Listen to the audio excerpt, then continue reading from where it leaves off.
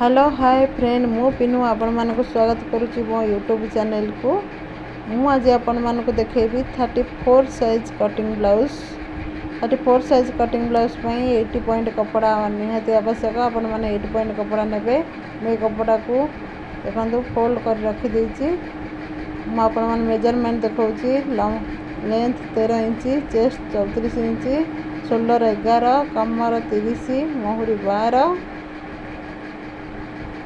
आपण माना देखो आम बैक साइड प्रथम काटिबा।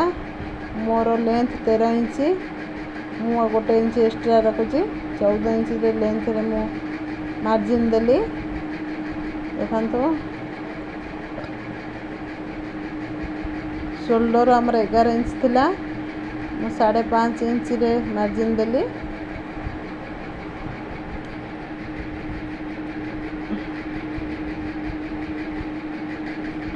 आलमोहल मोर 6 इंच, आलमोहल 6 इंच भी मार्जिन दौचे।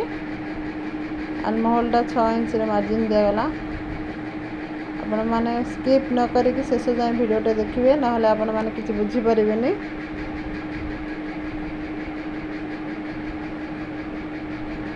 भिडियोटी शेष जाए देखिए। देखंतु मु आउ थे रिपीट कर देखै दउची। आलमोहलटा 6 इंच रे मु मार्जिन देइची। देखंतु मो चेस्टा होची 34 इंच। 34 इंच को मैं 4 भाग कर देली। मोर 80 पॉइंट हाफ है। 80 पॉइंट हाफ रे मु 2 इंच एक्स्ट्रा रखली। देखंतु मोर कमर थिला 30, मु 7 पॉइंट हाफ इंच रे मार्जिन देली। 2 इंच एक्स्ट्रा रहबो। 2 इंच एक्स्ट्रा रखली। 2 इंच एक्स्ट्रा रखला पर प्लेट पे मोर गोटे इंच निया आवश्यक। मु प्लेट पे भी गोटे इंच कपड़ा नहीं। देखंतु एटा काख सेप पे मु आगे इंच सेटी margin they Delhi. Inch margin they सारा पर केटा काख सेपटा केमिति होजे आपण माने देख नियंतु। सेपटा कर नेली।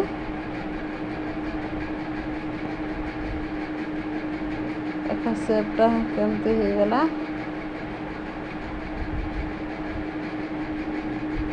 देखिए।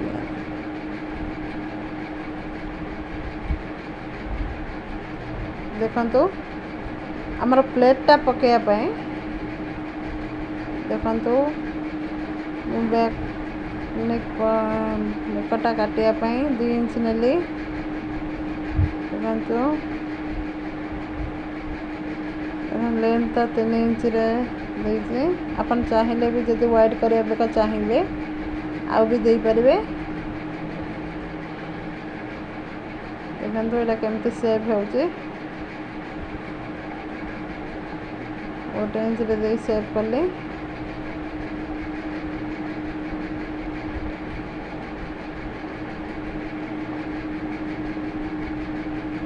देखंतु जो इंच प्लेट पे मु रखी थी सेठी कमर अधा रे हमर जो कमरटा रही तार अधा जगह रे प्लेटटा नेली 4 इंच। 4 इंच रे प्लेटटा देबी। देखंतु तार एपट को हाफ इंच गोटे इंच रे प्लेटटा ही मरा जीवो, स्टिचिंग करा जीवो। देखंतु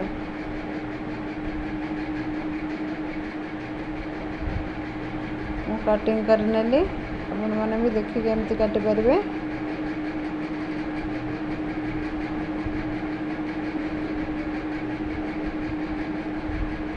ब्लाउज बैक साइज टा हमर कटा सरी गला ऑलरेडी। देखि नियंतु केमति कटा होची। ब्लाउज रे बैक पटा हमर ऑलरेडी कटा सरी गला।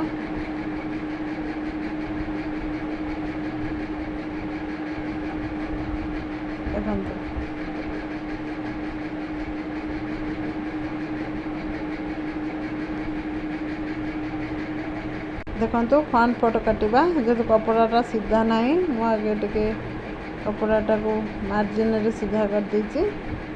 देखो आमर बैकटा 14 इंच आम रखिदे आम फ्रंटा आ गोटे एक्सट्रा इंच रखा एक्सट्रा फास्ट गोटे इंच मार्जिन दे दीजिए जो बैक साइड आम काटी सेटा को आम फास्ट पकई मार्जिन नहीं दबा किंतु मन रखिए गोटे इंच एक्सट्रा रखिए गोटे इंच एक्सट्रा ही रहा निहत आवश्यक फ्रंट पाई देखो मार्जिन देदेली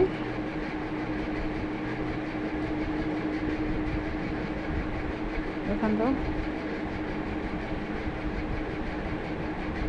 देखो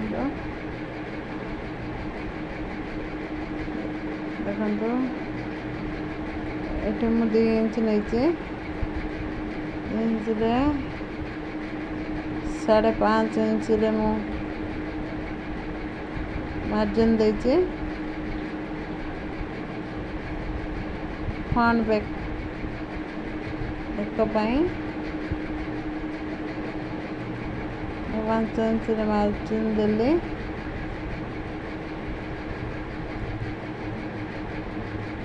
देखो प्लस फ्रंट पॉइंटा आम 8.5 इंच रखा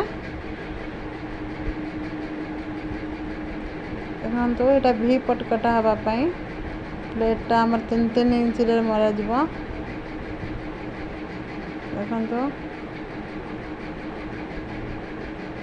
मारिदेले अब सीधा मार्जिन देदबा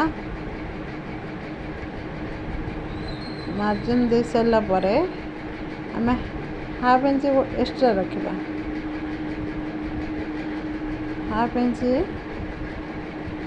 फ्लैट पॉइंट के देखो मुझे सेव कर दूँ केमती आपण मैंने भी ये रखी सेव करेंगे देखो आम जी फ्रंट नहीं तार 6 इंच आम गोटे स्टिक देदेले देखो से 2.5 इंच मु मार्जिन देदेली ताको टिके भल से आराम सेव करने सेव कर सारा पर कटिंग करवा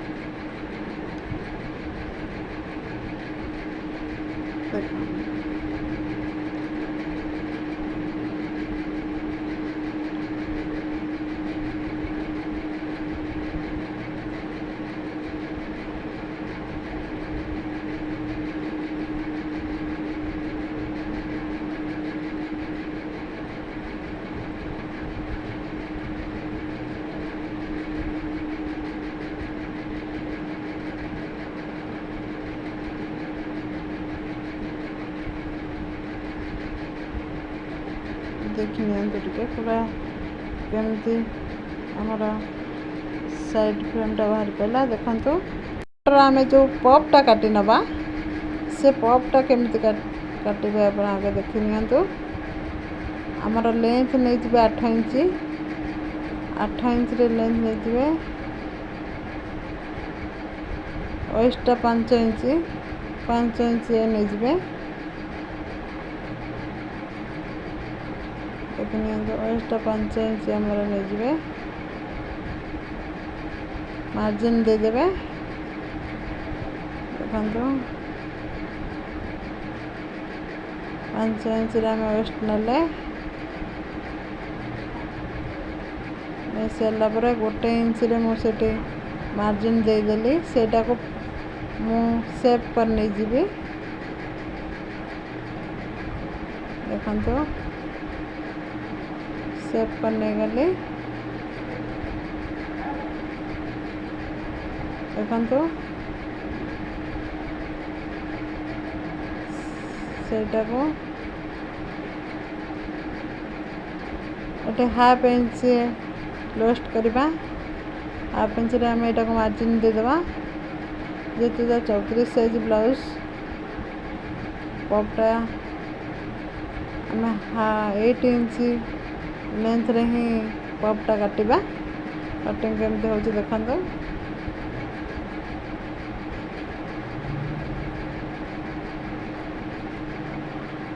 ଆପଣ ଯଦି ଜାଣିପାରୁନାହାନ୍ତି ମୋତେ କମେଣ୍ଟ ବକ୍ସରେ କମେଣ୍ଟ କଲେ ମୁଁ ଆପଣମାନଙ୍କୁ ଠିକ୍ସେ କହିପାରିବି। ଦେଖନ୍ତୁ ପପ୍ ପାଇଁ ଆମର 2 ପିସ୍ କପଡ଼ା ଆବଶ୍ୟକ। ଆମେ ଅଲରେଡ଼ି ଗୋଟେ ପିସ୍ କାଟି ଦେଇଛେ। ଆଉ ଗୋଟେ ପାଇଁ ଦେଖନ୍ତୁ କପଡ଼ା ଏମିତି ଭାଙ୍ଗି ନେବେ। ଏକ୍ସଟ୍ରା ପିସ୍ ବି ବଳିଥିବ କପଡ଼ା ସେଥିରେ କାଟିଦେବେ। ଦେଖନ୍ତୁ ଏଇଟା 7 ଇଞ୍ଚ ହାଫ୍ ଏରେ ଆମର ମାର୍ଜିନ୍ ଦେଇଦେବେ। ଦେଖନ୍ତୁ ଏଇଟା 3.5 ଇଞ୍ଚ। ଦେଖନ୍ତୁ 3.5 ଇଞ୍ଚରେ ମୁଁ ମାର୍ଜିନ୍ ଦେଇଦେଲି। ଦେଖନ୍ତୁ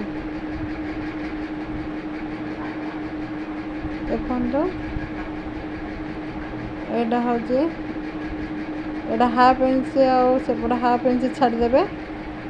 ଯେହେତୁ ମଝିରେ ମୋର 2 ଇଞ୍ଚ ଦରକାର ସେପଟରୁ 1/2 ଇଞ୍ଚ ଏପଟରୁ 1/2 ଇଞ୍ଚ।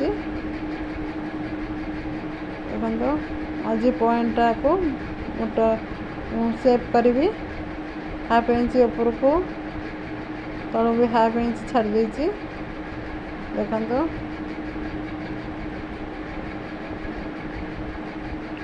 ଏଇଟା କେମିତି ସେପ୍ କରିବେ। ଦେଖନ୍ତୁ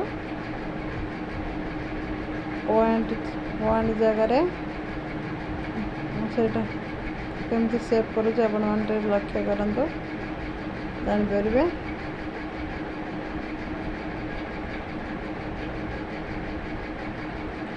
କଟିଂ କେମିତି ହେଉଛି ଦେଖନ୍ତୁ।